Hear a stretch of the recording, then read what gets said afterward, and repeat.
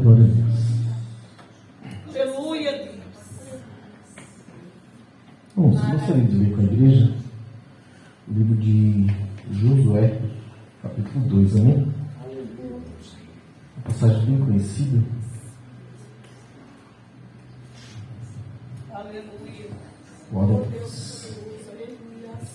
Deus glorioso. Senhor.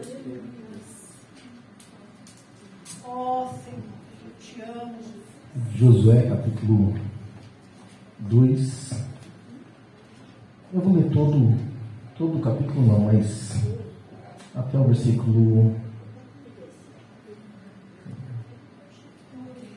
A partir do versículo 6, amém? Eu vou ler, a igreja acompanha, em nome de Jesus. Porém, elas tinham feito subir ao telhado e os tinha escondido entre as canas do linho que pusera ao redor sobre o telhado. E foram-se aqueles homens após os espias pelo caminho do Jordão, até que aos vales, e fechou-se a porta, havendo saído os que iam após eles. E antes que eles dormissem, ela subiu a eles sobre o telhado, e disse aos homens: bem sei que o Senhor vos deu essa terra, e que o pavor de vós caiu sobre nós, e que todos os moradores da terra estão desmaiados diante de vós. Porque temos ouvido que o Senhor secou as águas do Mar Vermelho diante de vós, quando saíes do Egito, e o que fizeste aos dois reis dos amorreus, a Seom e a Og, que estavam além do Jordão, os quais destruístes. Ouvindo isso, desmaiou os nosso coração, e em ninguém mais há ânimo algum, por causa da vossa presença, porque o Senhor vosso Deus é Deus em cima nos céus e embaixo na terra. Agora, pois, jurai-me, vos peço, pelo Senhor, pois que vos fiz beneficência, que vós também fareis beneficência à casa de meu pai, e dai-me um sinal certo, de que dareis a vida a meu pai e a minha mãe, como também a meus irmãos e minhas irmãs, com tudo o que tenho, e de que livrareis as nossas vidas da morte. Antes, então, aqueles homens responderam-lhe: a nossa vida responderá pela vossa, até ao ponto de morrer, se não denunciardes este nosso negócio. E será, pois, que, dando-nos o Senhor essa terra, usaremos contigo de beneficência e de fidelidade.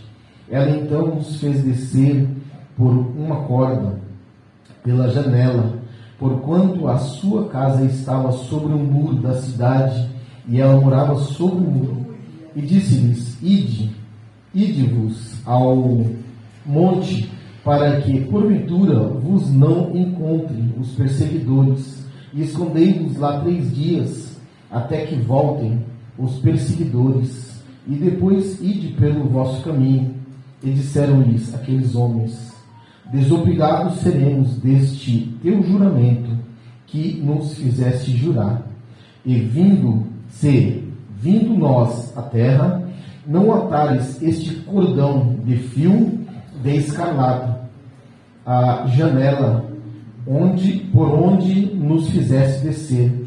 E se não recolheres em casa contigo a teu pai e a tua mãe, teus irmãos e toda a família de teu pai, será, pois, que qualquer que sair fora da porta da tua casa, o seu sangue será sobre a sua cabeça, e nós seremos sem culpa.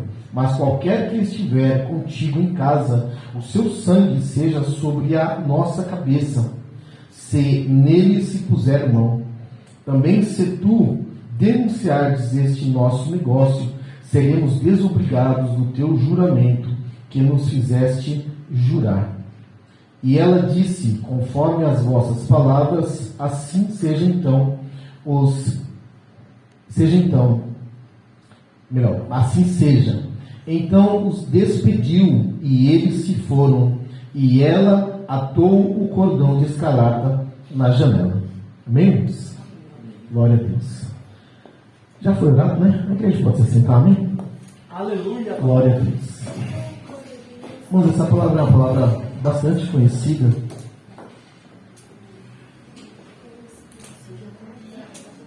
A história de Raabe, uma mulher que era uma mulher pagã, né? A palavra pagã traz o sentido de que ela não conhecia Deus e não servia a Deus. E ela vivia numa cidade de um povo pagão, que não conhecia também a Deus, mas ela ouviu tudo o que Deus havia feito pelo seu povo na saída do Egito. Jericó é uma cidade fortificada, de muitos muros, e esses 2 espias foram enviados por Josué para olharem a cidade, para verem seus pontos fracos, para verem a quantidade de pessoas, para saber como que era aquela cidade, porque ele ia entrar em uma batalha com aquele povo. E os espias entram na cidade disfarçados. Só que esse rei e esse povo já estava atento, porque já sabia que esse povo que tinha saído do Egito estava em direção àquela terra e estava conquistando todos os lugares por onde eles passavam. E lendo aqui o início do capítulo 2, nós vamos ver que o rei soube que 2 homens estavam na cidade, e o rei soube que esses 2 homens se instalaram na casa de Raabe. Essa mulher não morava em uma casa comum, ela morava numa casa em cima da muralha. Então imagine a fortificação dessa cidade, né? Não sei se vocês já viram os muros da China, dá para andar em cima dele, acho que até de carro. E aqui diz que esses muros eram muito grandes, muito largos, muito fortes, ao ponto dessa mulher morar com a sua família em cima do muro. A casa era no muro. O rei enviou seus, acredito que soldados, seus homens, e quando chegaram lá, essa mulher tomou uma decisão, irmãos, e colocou a vida dela em risco, pela fé, crendo que esses homens já estavam com a guerra ganha. Deus já tinha entregue na mão desses homens e do seu povo essa cidade. E crendo nisso pela fé, ela escolhe de qual lado ela quer ficar nesse momento. E ela decide, irmãos, pela fé, guardar esses homens. E a Bíblia diz aqui que ela coloca eles em um lugar na parte superior da casa, esconde eles e diz para aqueles homens que vieram mandados do rei: olha, eles não estão aqui. Até vieram mesmo, mas eu não sabia quem eles eram, eles já foram. Vai atrás dele, ainda despista, vai atrás dele, que vocês não alcançam, né? Saindo aqueles homens, antes que esses homens, 2 espias, dormissem, ela subiu e fez com eles um pacto. Oh, aleluia, Deus. E ela declarou aqui, irmãos, que ela já tinha crido nesse Deus. Ela já tinha entendido que esse Deus, ele era todo poderoso no céu e na terra. Não havia ninguém que pudesse ficar diante desse Deus. Aleluia, Deus. E sobreexistir e sobreviver sem que se entregasse para ele. E ela disse: eu já sei, a nossa cidade já sabe que Deus abriu o mar vermelho para vocês passar, que o Egito ficou em grande ruína por causa de vocês. Já sabemos que vocês fizeram com 2 reis amorreus, e já sabemos que não há ninguém que possa estar diante de vocês e permanecer de pé. E ela faz aqui um pacto com eles, dizendo: olha, versículo 12 diz: agora, pois, jura-me, vos peço pelo Senhor, pois que vos fiz beneficência. Jura-me que vocês vão agir comigo como eu agi com vocês. Eu fiz uma escolha, eu fiquei do lado de vocês. No jura ou jura-me, pois que vos fiz, jura-me, pois agora vos peço pelo Senhor, pois que vos fiz beneficência, que vós também fareis beneficência à casa de meu pai. E dai-me um sinal certo. O que é um sinal certo? Firme, que não volte atrás. Me dai algo que eu possa confiar e depositar a minha confiança nisso e ficar aqui firme e forte, tranquilo, esperando vocês voltar, porque eu sei que vocês vão voltar, e quando vocês voltar, essa cidade será entregue na mão de vocês. E aqui os homens, irmãos, eles vão agir como homens de Deus mesmo, eles são homens de Deus, mas vão agir como profetas, vão agir como homens que têm a segurança de que eles estão falando em nome de Deus, porque eles vão prometer uma coisa que eles não podem cumprir, somente Deus pode, irmãos. E eles não estão falando em nome deles próprios, mas eles estão profetizando na vida dela, que por causa que ela creu, se ela manter firme a sua fé e convicta naquilo que ela escolheu, que nenhum dano sofreria nem ela, nem a sua família. Aleluia. Glória. Olha só o versículo 14 diz assim: então aqueles homens responderam-lhe: a nossa vida responderá pela vossa, até o ponto de morrer, se não denunciardes este nosso negócio, e será, pois que, dando-nos o Senhor essa terra, usaremos contigo de beneficência e de fidelidade. Aleluia, Deus. Um pacto firme. E o que Deus me fez aqui entender nesse negócio, irmãos? A Bíblia diz que Jesus veio à terra e ele anunciou dizendo: olha, é chegado o reino dos céus. O profeta Daniel, ele desvendou, revelou o sonho que o rei Nabucodonosor tinha de uma estátua. E a estátua, ela começava muito no auge e ia perdendo a força conforme o tempo. Por que começou muito no auge? Cabeça de ouro, depois prata, depois bronze, depois ferro misturado com barro. Foi perdendo o valor, o material, ao ponto de se tornar um pé praticamente de barro misturado com ferro. Tudo aquilo que iria dizer impérios humanos, impérios de homens. Mas ele diz: olha, para o rei, a pedra, porque o rei viu uma pedra sendo cortada, não por mão de homens, e na visão essa pedra era lançada nos pés daquela estátua, e aquela estátua toda se desmanchava, e aquela pedra se tornou um grande reino que cresceu e venceu até o fim, e nunca ninguém pôde parar. Quem é esse reino? É o reino que Jesus disse: eis que vos é chegado o reino dos céus. E esse reino ele vai vencer até ao fim.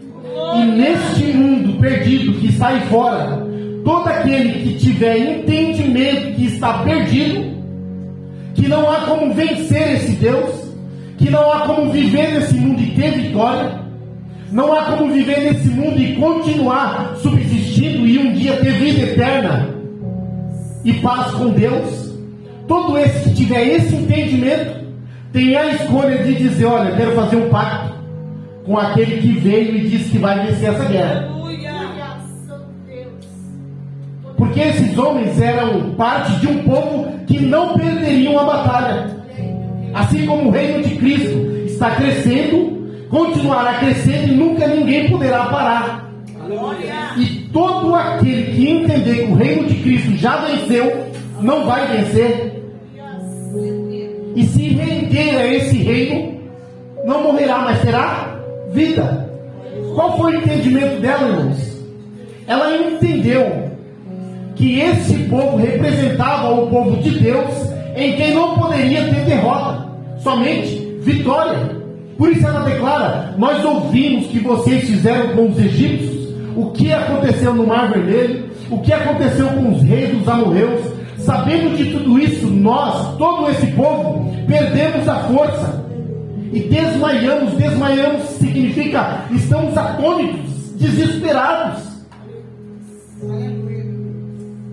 Mas ela entendeu, eu tive a oportunidade de fazer parte deste povo. Glória! Oh, aleluia! Então, irmãos, o Evangelho é pregado na terra para que todos que ouçam Deus, pela sua misericórdia, abra o seu entendimento e ele reconheça: nesse mundo, nesse reino em que eu vivo, a morte é certa, a destruição é certa, não só nessa terra, mas na eternidade. E Deus está dando sempre uma oportunidade, irmãos.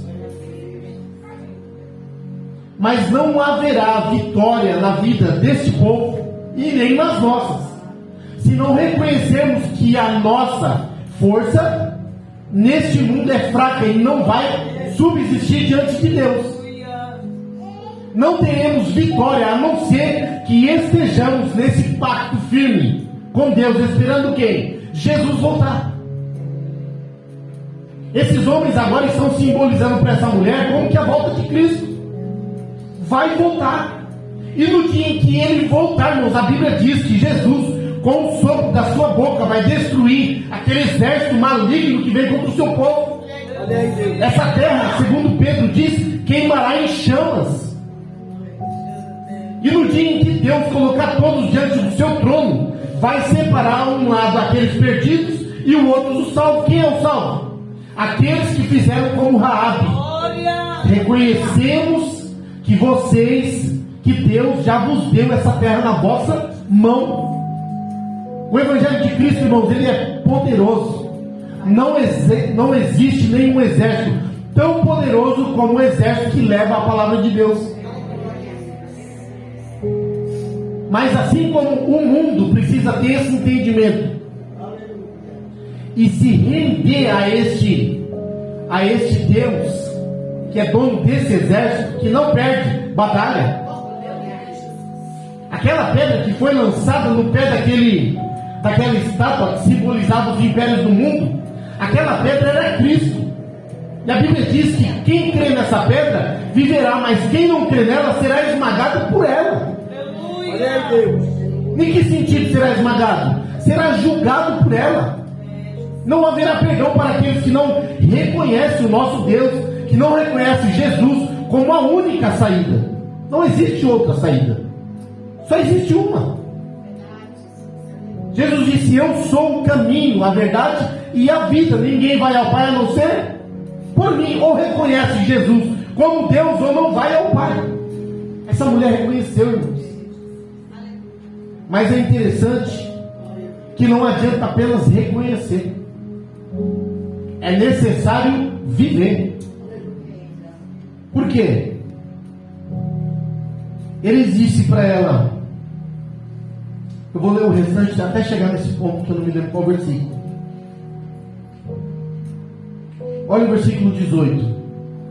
Versículo 17 em diante diz: e disseram-lhes aqueles homens: desobrigados seremos deste nosso juramento que nos fizeste jurar, se vindo nós à terra, não atares este cordão de fio de escarlata, a janela por onde nos fizeste descer, e se não recolheres em tua casa contigo a teu pai, tua mãe, teus irmãos e toda a família de teu pai, será pois que qualquer que sair fora da porta da tua casa, e o seu sangue será sobre a sua cabeça, e nós teremos sem culpa. Mas qualquer que estiver contigo em casa, o seu sangue seja sobre a nossa cabeça, e se nele se puser mão. O que ele está querendo dizer, irmãos? O juramento está bem firmado, mas esse juramento cai por terra se naquele dia em que nós chegarmos aqui, primeiro, você não tiver amarrado o fio de escarlata. Esse fio simboliza o sangue de Cristo. Aleluia! Na vida do crente. Porque o crente não é salvo porque ele é bom, mas ele é salvo por misericórdia. Foi o sangue de Cristo que nos deu a salvação. Nós não pagamos um centavo para ser salvo, nem poderíamos. não teríamos capacidade de nos salvar a nós mesmos. Mas o sangue de Cristo derramado na cruz deu a condição de todos nós de poder morar um dia lá no céu junto com Ele, Deus, seus anjos e todos os santos de Deus. Ele disse: se o fio não estiver amarrado na janela, já acabou o nosso pacto. E não acaba por aí. Não adianta nós dizermos: não, mas o sangue de Cristo está sobre mim. Tem outro, vamos dizer, como é que eu vou dizer, meu Deus? Outro detalhe. Me foge às vezes as palavras. Tem um outro detalhe importante. Ele diz: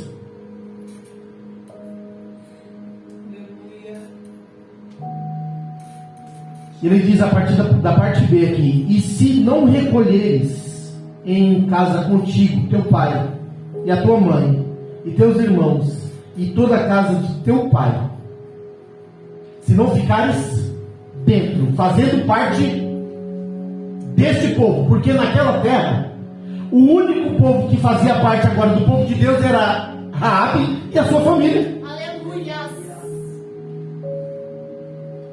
Ela fez um pacto em que ela e sua família estavam guardados nesse pacto que foi feito com Deus. Porém, ele diz: primeiro ponto, o fio de escarlata tem que estar na janela por onde nós descemos. É um sinal. Que sinal é esse? Que você continua nos esperando, que você continua acreditando, que você fez o pacto e não voltou atrás. Você está esperando até um dia que nós vemos. Irmãos, ela não sabia que eles iam voltar. Nós imaginamos que eles foram embora, no dia seguinte voltaram. Não. Para começar, ela falou: fique lá escondido, vocês, 3 dias, e depois vocês vão embora, até que esses homens parem de procurar vocês. Então não foi no dia seguinte. Essa mulher esperou, irmãos, com o fio amarrado, simbolizando e dizendo, através daquele sinal, dizendo: eu continuo esperando vocês. Assim como a igreja tem que todos os dias dizer: Senhor, eu continuo te esperando. Glória a Deus. E o outro detalhe é fazendo parte daquele corpo, dentro da casa. Uma casa é um lugar onde a gente se fica guardado, não é verdade? A gente anda o dia inteiro pela rua, mas na hora de dormir, você dorme na rua? Aonde você sente segurança de dormir? Dentro da sua casa, com as portas trancadas. Não é verdade? Então o lugar seguro, irmãos, que Jesus deixou para o seu povo esperar, é dentro da casa de Deus, fazendo parte deste corpo. Porque tem muitas pessoas hoje que estão querendo esperar Jesus sozinho, só independente. Eu sou a igreja G0 de Deus. E quantos membros tem? Não é eu e eu e mais eu. Eu oro, eu canto, eu profetizo, eu mesmo ouço a profecia. Tudo eu, não, irmãos. Jesus, ele deixou 12 discípulos e disse para ele: façam discípulos. E a igreja cresceu como um corpo, não como uma unidade de uma pessoa. Olha aí, papai. Então nós temos primeiro que esperar Jesus sempre com a marca do sangue, crendo que não somos salvos por causa de nós, mas é o sangue dele que foi vertido por nós e está sobre nós, que nos salva todos os dias. E segundo, fazendo parte do corpo de Cristo, que é a igreja. Se você fazer parte do corpo, mas se esquecer e não viver mais como alguém que espera Cristo, você pode ficar. Se você disser que é alguém que tem a marca de Cristo, o sangue dele sobre você, mas abandonar o corpo de Cristo, você também pode ficar. E ele falou o que para ela? Isso aqui é um pacto de vida pela vida. A sua vida vale pela minha. Se acontecer alguma coisa com você, você estando dentro de casa, com fio de escarlata, eu pagarei pela sua vida. Mas se você estiver dentro de casa, eu te dou a minha palavra. E a palavra que ele está dando não é dele, irmãos, porque ele não tem autoridade para isso, como homem, mas a palavra é de Deus. Então a igreja, irmãos, ela tem que esperar Jesus, sim. Ela tem que ficar vigilante, sim. A leitura oficial de hoje foi Mateus 25. 5 prudentes, 5, a Bíblia chama de loucas, nós vamos chamar de imprudentes, que esperou Jesus de qualquer maneira, porque o noivo era Cristo. E elas ficaram vacilando, brincando, vai dar tempo. Não, amanhã eu volto depois. Eu me arrependo depois. Não, irmãos, eles disseram se no dia. Que dia? Não sei. Os discípulos disseram, Senhor, quando é que você volta? Ele falou, olha, naquele dia e hora, nem o filho, nem os anjos sabem, mas somente o Pai.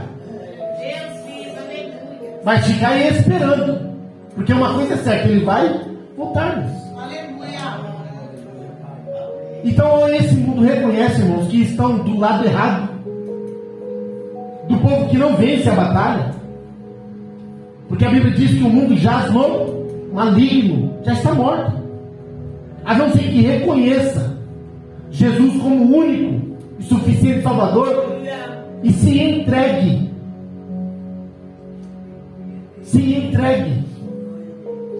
para Cristo, dizendo, eu não posso salvar minha vida. Essa mulher podia tomar uma decisão, irmãos. Que dia que vocês vão vir? Me avisa, porque eu vou fugir antes. Eu vou para outra cidade. O que a palavra de Deus diz, irmãos? Não há lugar neste mundo que alguém possa fugir da presença de Deus. O salmista diz, se eu subir no céu mais alto, lá o Senhor está. E se eu descer na profundeza da terra, dos mares, lá onde não existe sequer vida, lá Deus também está.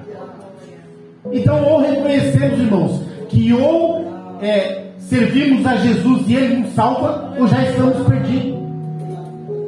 E é interessante, irmãos, que quando eles voltaram, está no capítulo 6, eles rodearam o muro um monte de vezes, e depois tocaram o trombeta, gritaram, e a Bíblia diz que o muro, bum, caiu. Mas dentro da casa de Raabe estava ela e os seus. Mas ela não morava em cima do muro? Não existe insegurança, melhor dizendo, para aqueles que estão em Cristo Jesus, irmãos. Romanos 8, Paulo diz assim, olha, não há condenação para aqueles que estão em Cristo Jesus. O que é condenação, irmãos? É perdição, castigo, não tem para esse. Alguém pode olhar e falar, mas essa mulher era uma mulher muito zelosa, uma mulher, mesmo que não conhecia Deus, era uma mulher de família. Não, irmãos, ela era uma prostituta.